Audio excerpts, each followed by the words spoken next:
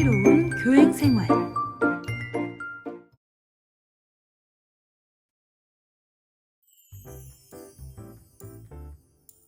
선배님, 안녕하세요.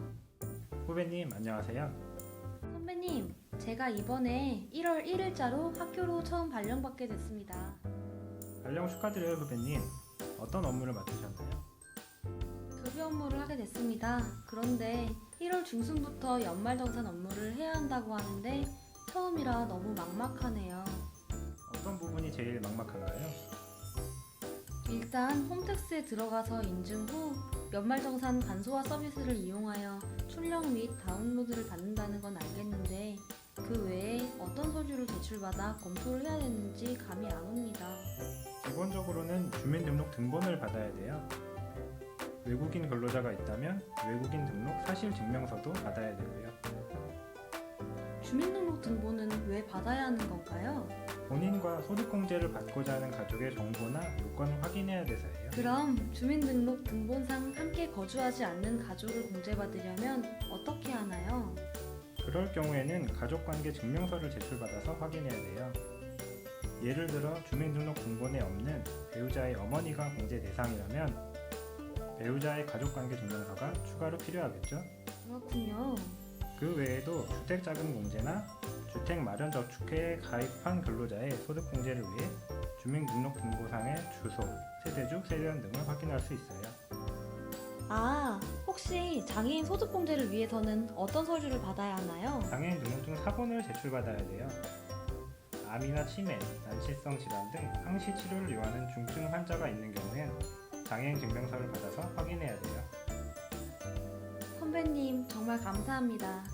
그리고 국외 교육비 공제 대상자가 있는 근로자의 경우에는 재학 증명서를 별도로 받아야 돼요. 장기주택 저당 차입금, 이자 상환 공제를 받고자 하는 근로자가 있으면 개별 또는 공동주택 가격 확인서를 확인하는 것도 잊지 마세요.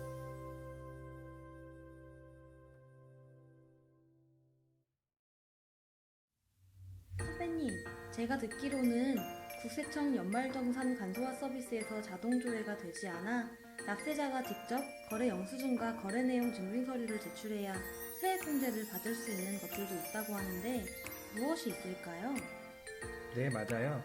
대표적으로는 교복 구입비나 유치학 아동 학원비 서류가 있는데 교복 구입 비용은 중학생 또는 고등학생의 교복 구입비만 해당되고 취학 전 아동 학원비는 1인당 300만원 한도로 교육비 세액 공제가 가능해요. 다만 학원비는 보육비, 유치원비, 학원 및 체육시설, 수강료 등을 모두 합쳐서 300만원이 공제 한도예요.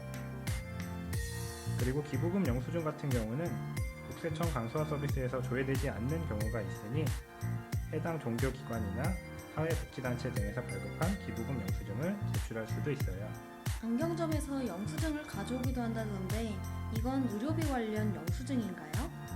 안경과 콘택트 렌즈 구입비 등 시력 교정용에 대한 영수증은 연간 50만원 한도로 의료비 세액 공제가 가능해요.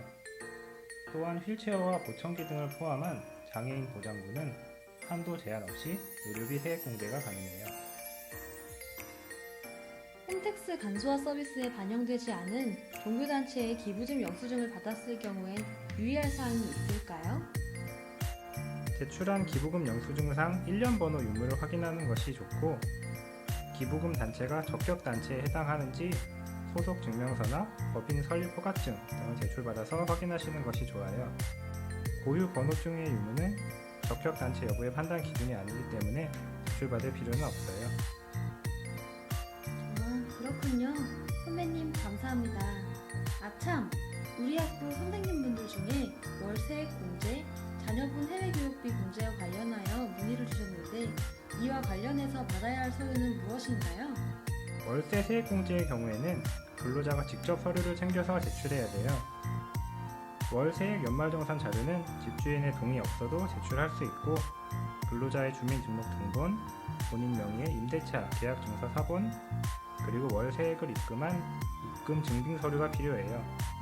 그리고 해외 교육비 같은 경우에는 등록금 송금 영수증, 교육청 국제교육진흥원에서 발급한 국외 유학 인증서 등을 제출해야 돼요. 선배님, 알기 쉽게 알려주셔서 정말 감사합니다. 그 외에도 궁금한 점이 있으면 언제든 연락 주세요.